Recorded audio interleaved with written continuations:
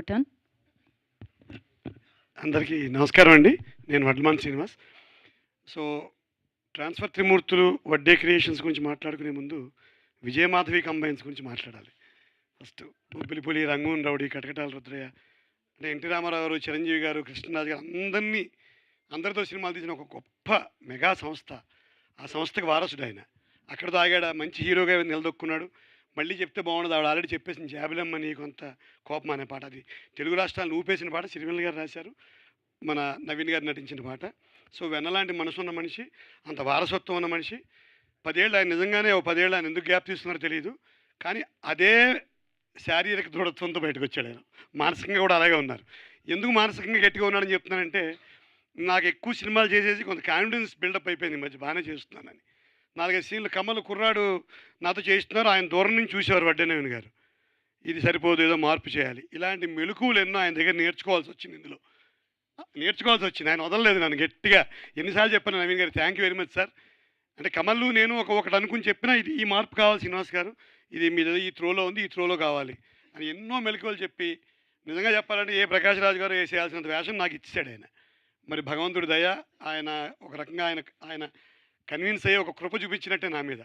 So ఏ character ఆర్టిస్ట్కైనా మంచి వేషాలు పడితే కానీ ముందుకెళ్ళలేని పరిస్థితి. ఇప్పుడు యూట్యూబర్ బాగా చేస్తే ఆయన పెట్టేస్తున్నారు. ఇప్పుడు తండ్రి పాత్రకి 10,000 అని రాస్తున్నారు. అది రావు రమేష్, సాయి శ్రీనివాసన్ రాయట్లేదు. తండ్రి పాత్రకి 10,000, విలన పాత్రకి 3,000 రాసేస్తున్నారు కొత్తగా, ప్రొడక్షన్ కన్స్టెంట్స్ వల్ల. సో ఆ కష్టాల్లో ఉన్నప్పుడు ఇంత మంచి మంచి వేషాలు రావడం చాలా అదృష్టం. సో ఆ కొటేషన్లో రాయలేదు నన్ను, నాకు బాగా డబ్బులు ఇచ్చారు, బాగా చేయించుకున్నారు. ఈ విలన పాత్రకి 3,000 అలా రాయలేదు నా మీద నవీన్ గారికి.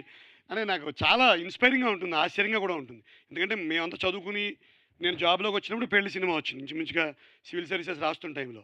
సో చిన్న క్రేజ్ ఉంటుంది. అందువల్ల ఫస్ట్ టైం నాకు సతీష్ ఫోన్ చేసి ఈ సినిమా ఉందని, కానీ నేను నవీన్ గారి ఆఫీస్కి వెళ్ళానండి. మామూలుగా ఓకే చేసేయకుండా నవీన్ గారిని కలిసి ఓకే చేసి అడ్వాన్స్ తీసుకుని చేశాను. ఒక మంచి వేషం ఇచ్చారు.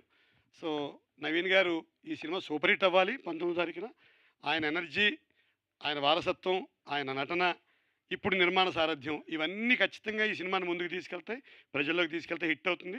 మళ్ళీ ఆయన తండ్రి పాత్రకి 10,000 రాయకుండా మా అందరినీ బాగా చూసుకుంటారని ఆశిస్తూ, thank you very much sir. Kamal, congratulations. ఆయన అందరూ పిల్లలే. మొత్తం మ్యూజిక్ డైరెక్టర్ గారు, ఎడిటర్ గారు అందరూ నాలో సగం వయసు ఉన్న వాళ్ళేమో తెలియదు, బట్ అందరూ బాగా చూసుకుని బాగా చేయించారు.